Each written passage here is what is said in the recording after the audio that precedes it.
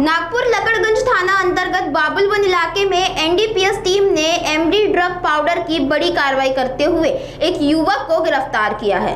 बाबुलवन इलाके में संदिग्ध हालत में मिले आरोपी के पास से 53 ग्राम एमडी ड्रग पाउडर बरामद हुआ। पुलिस ने मौके से मोबाइल, बिना नंबर की मोपेड समेत कुल 3,60,000 रुपए का माल जब्त किया है। गिरफ्तार आरोपी आशीष काले पर पहले से ही कई गंभीर मामले दर्ज हैं, जबकि 2 अन्य आरोपी अभी फरार है।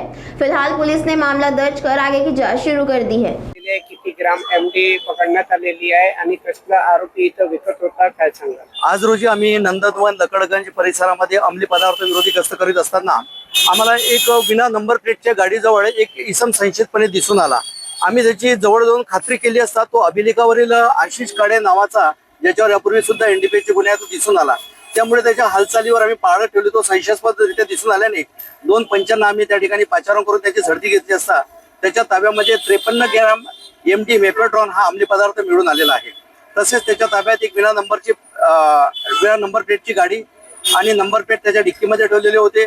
तसेच त्याच्या नावाचे एक आधार कार्ड आणि सेम आधार कार्ड नंबर डुप्लिकेट असा संशयास्पदरित्या मिळून आलेला आहे। त्याच्यावर आम्ही रितसर कारवाई करून गुन्हा दाखल करत आहोत। त्याने हा माल कुठून आणला याबाबत आम्ही तपास करत असून मध्य प्रदेशच्या दिशेने त्याची लिंक सध्या आम्हाला मिळत आहे। त्या दृष्टीने आम्ही गुन्हा दाखल करून पुढे अधिक तपास करीत आहोत। सर, एमडीची फुल टोटल किंमत किती सांगण्यात येत आहे? जो 53 ग्रॅम एमडी पावडर जप्त करण्यात आलेली आहे त्याची कुल किंमत हे 2,65,000 रुपये।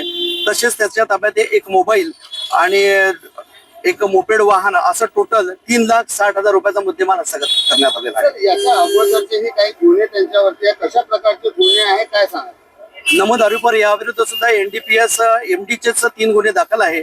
त्याचप्रमाणे त्याच्या विरुद्ध एक मर्डरचा आणि मारामारीचे सुद्धा बॉडी ऑफेन्स त्याच्यावर दाखल आहे। तर त्यावेळेस पकडण्यात आलं, काहीतरी आर्ग्युमेंट्स वगैरे झाल्याची ही घटना समोर आलेली आहे। कशा प्रकारचे आर्ग्युमेंट्स काय माहिती आहे?